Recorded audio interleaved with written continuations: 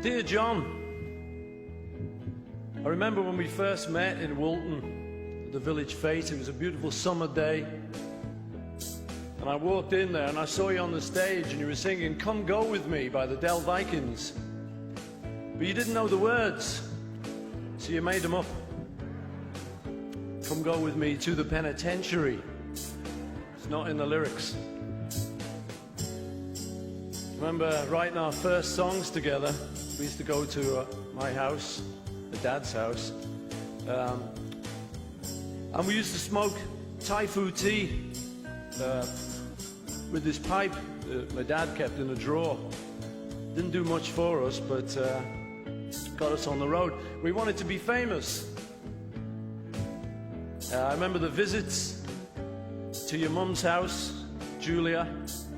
It was a very handsome woman, very beautiful woman. She had long red hair and she played a ukulele. I'd never seen a woman who could do that. I remember having to tell you the guitar chords because he used to play the ukulele chords. And then on your 21st birthday, you got £100 off one of your rich relatives up in Edinburgh. Yeah. So we decided we'd go to Spain. So we hitchhiked out of Liverpool. We got as far as Paris.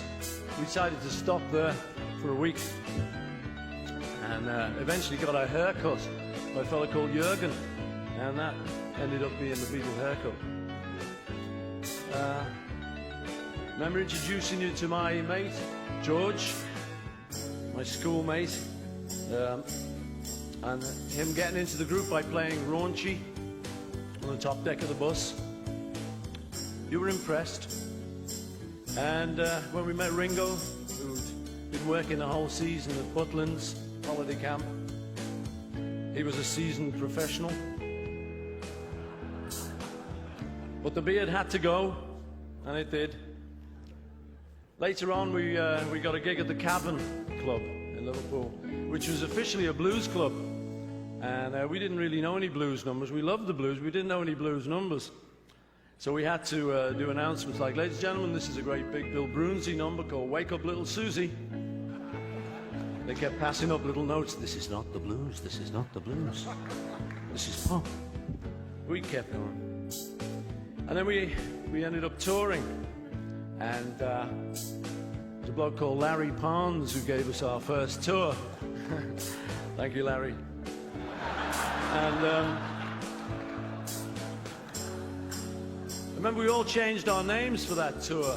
And I changed mine to Paul Ramon. George became Carl Harrison. And although people think John didn't really change his name, I seem to remember he was Long John Silver for the duration of that tour. Bang goes another myth. And we'd be on the van touring later, and we'd have the kind of night where the windscreen would break. We'd be on the motorway going back up to Liverpool. It was freezing. So we'd have to lie on top of each other in the back of the van, creating a Beatle sandwich. We got to know each other. These were the ways we got to know each other. We got to Hamburg and met the likes of Little Richard, Gene Vincent. Yeah. I remember Little Richard inviting us back to his hotel. He was looking at Ringo's ring. He said, "I love that ring." He said, "I've got a ring like that. I could give you a ring like that." So we all went back to the hotel with him, and we never got a ring. Yeah. We went back with Gene Vincent to his hotel once, and he was all going fine till he reached in his bedside drawer and he pulled out a gun. We said, "Well, we got to go, Gene. We've got to go." And we got out quick. And then came the USA, New York City, where we met up with Phil Spector, the Ronettes, Supremes, our heroes, our heroines. And then later in LA, we met up with Elvis Presley. For one great evening, we saw the boy, you know, we saw him on his home territory, and he was the first person I ever saw with a remote control on a TV. Boy, he was a hero, man. And then later, Ed Sullivan. By now, we wanted to be famous. Now we were getting really famous. I mean, imagine meeting Mitzi Gaynor in Miami. And later, after that, recording at Abbey Road, I still remember doing Love Me Do, because John officially had the vocal, Love Me Do. But because he played the harmonica, George Martin in the middle of the session suddenly said, will you sing the line, Love Me Do? Like the crucial line. I said, okay. And I can still hear it to this day. John goes, wah, wah, and I go, Love Me Do. I remember writing Day in the Life with him. And the little look we gave each other as we wrote the line, I'd love to turn you on. We kind of knew what we were doing, you know. A sneaky little look. Ah, boy.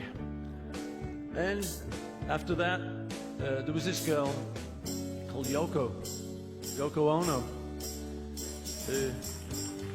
who showed up at my house one day, and it was John Cage's birthday. And she said she wanted to get hold of a manuscript to give to John Cage of various composers, and she wanted one from me and John. So I said, well, it's okay with me, but you'll have to go and see John. She did.